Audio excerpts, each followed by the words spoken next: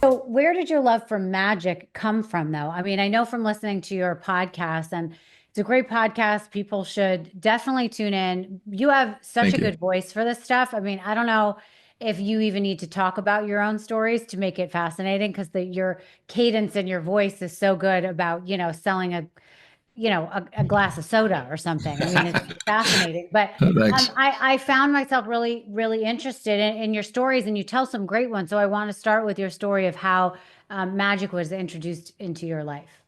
Yeah. Well, I mean, I remember seeing a kid. I was super young, and I remember seeing this kid do a magic trick in the playground, and then just I followed him around and bugged him until he showed me how it was done.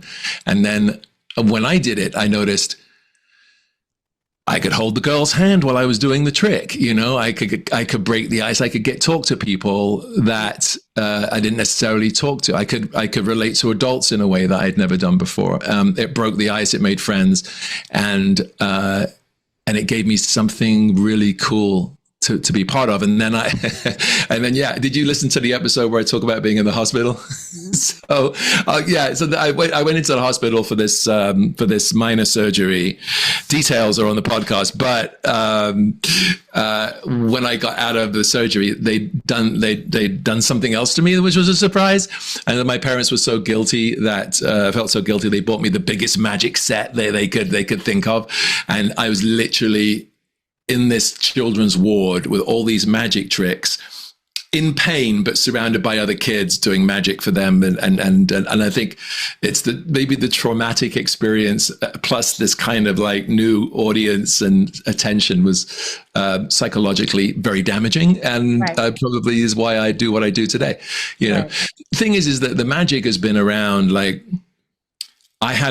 I was just telling a friend of mine the other day, I have this memory, which is so weird, where I was in a hospital because I'd passed out in junior high school in the woodwork class, right? I've never talked about this. So I pass out. I'm obsessed with magic. I pass out. I wake up. I'm on my way to the hospital. I dislocated my jaw. It was cut wide open. I mean, it was really bad. I'd hit the vise on the way down. I'm in this ward. I'm in this room, and there's like 4 beds and no one else. And then I fall asleep. When I wake up, there's an old man standing there, and he's in a gown, like in a gown. And he looks. Now I look at him. I look back at the memory, and I'm like, he looks a lot like me. Like tall. He had a goatee. And he was asking me why I was there, and I told him, and then we started talking magic tricks, and he told me he was a professional magician. And we started talking about this one magic trick and how the best way to do it. Do you hold the cards like this? Do you hold the cards like this? And I had been, even though my jaw was like stiff, I remember saying, no, this is the best way. And I remember him getting very frustrated with me, angry. And then I don't know what happened. He kind of disappeared. And then when I brought it up to the nurses, they were like, there's no one here like that. There's no one in this ward. This is a children's ward. We wouldn't allow an old man to walk around. It was so surreal. Wow. And it was almost like it was this other alternative person, a version of. Now I look back and I'm like, was that me? It Right. feels like it was me getting Right. frustrated with myself. So I have had magic as part of my life since I can remember. Hmm. And I can tell you that every time I try to stop or get rid of it, it finds a way of coming back into my life. Wow. What a It's great story. it's crazy. I quit magic to work just on the acting, Mhm. and maybe 10 years without doing any magic at all. And then I was doing a film in New Zealand for Disney. I started working a lot, and I'm shooting in New Zealand, and I literally bump into a guy from my childhood who moved his family there, had been part of this magic club I was a part of when I was a kid, who had been instrumental in teaching me magic. Hmm. And he was now living in New Zealand, and he had video of back in those days. And that whole thing got me back into it. It was like the universe keeps going, hey, there's this side of you that you need to fulfill. Right. There's this creative, and it's been great. I mean, I've launched back into this as a sideline, and it's become like a major energy in my life. It's wonderful. So I also heard you tell some very interesting stories that you've started to get into in your podcast. And again, I don't want to give away too much because I do want people to listen to the podcast, but I want you to like wet their whistle a little bit. You had a great story of moving as like 19 years old to the former Yugoslavia, right? And Yeah. working there and having to do you had to stand up and do your stuff, but you also had to run a nightclub and be a DJ, all sorts of things you didn't know how to do. And can you Yeah. just talk This about has all the been, different random jobs you've had before you kind of and ended up being just an actor and musician and yeah, it's, musician? well, I think what it is like when you're working and you want to break in and you want to break in as an entertainer. Remember, in England, you can be a variety artist and an actor. You can be both. It's not considered to be a separate thing. Okay. No, I got this opportunity to, was it 19, to go to the former Yugoslavia, run a nightclub, DJ, do 2 shows a night, and just live. I mean, I actually wrote a treatment about it because the stories are legion, but it was a little fishing village with 2 competing hotels, and I was the only foreigner living there. Nobody trusted me because I was the foreigner, right? So it took a long time to get everybody's trust, but it was a genuine fishing village, and it had amazing tourism. People came from Germany, Italy, Spain. I mean, England. It was all, and I just had to do the English entertainment. So I was falling in love every week. I mean, God, I'm 19. I'm just like, it's insane. And because you're the entertainer, it's much easier to meet girls. So I often think when you're an entertainer, you can look like Quasimodo and you'll have a pretty hot girlfriend. Like you know what I mean? It's like, because you have this confidence that radiates when you're on stage. That's right. And then I would DJ, but in the classic form of DJing, not kind of in the like the version we have today, but even that till 3 a.m.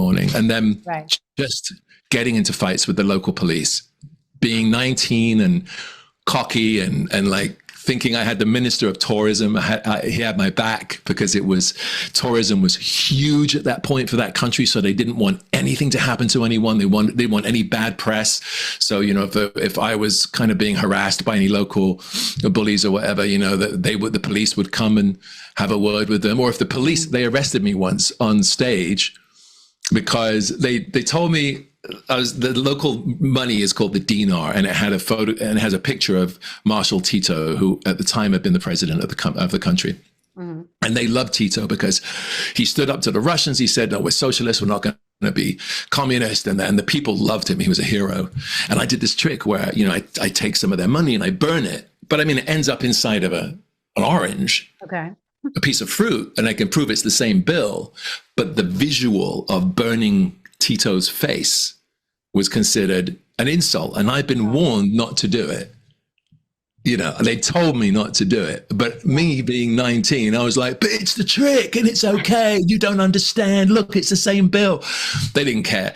So when I kept doing it, one of the cops came in and took me to the station. Which, in hindsight, you're in Yugoslavia. You don't want to be in a prison in Yugoslavia. You don't want to. But I was able to kind of use the Minister of Tourism's name to get out, thank God. Right. But I had a lot of those moments, getting invited to an island for an orgy and deciding at the last minute not to go, because I wasn't sure if it was a straight or a gay orgy. I mean, there was like being caught, just trapped outside of I hooked up with a girl and got trapped outside her house till the morning. And I'd run outside to pee. And I didn't have any clothes on, and I had to hide behind a bush till she woke up. Like just stupid shit that you do when you're a teenager.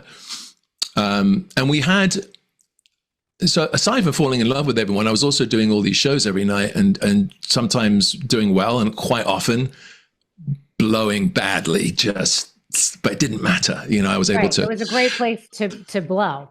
Oh yeah. Cause I just, I would often suck badly, but no one cared. There's no YouTube, right? So it's not going to end up on film. Although I did tell the story of this one guy who had an early video camera, and he came up to me after the show and he was like, so we filmed your show.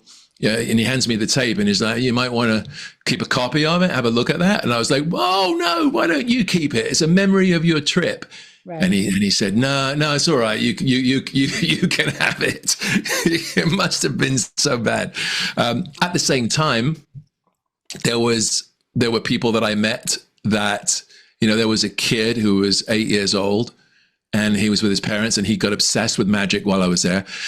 I took him backstage. I showed him all my magic tricks. His parents were in the British television industry, and he came to every show, and I taught him a couple of magic tricks. And years later, as in 5 years ago, I get a message from this guy who said, "You don't know me, you don't remember me, but I was that kid in Yugoslavia," and he said, he started in the West End with his own illusion show. He's had his own television series. He's traveled the world doing magic.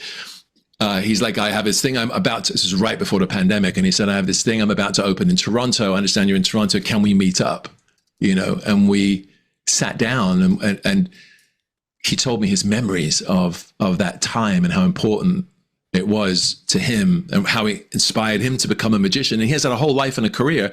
And now, all these years later, and we have a lot of similarities too. He did cruises, I did cruises. He created a musical about Harry Houdini, and I created a television series about Harry Houdini. So we have all these things. And now he created a software for running a show live, which I use in my show. So all of this, full circle. So you never know who you're going to affect at any point, right, in your life. Right. I'm thinking I'm just there partying like an animal and doing magic shows, and here's some other career that's kind of spawned off from that.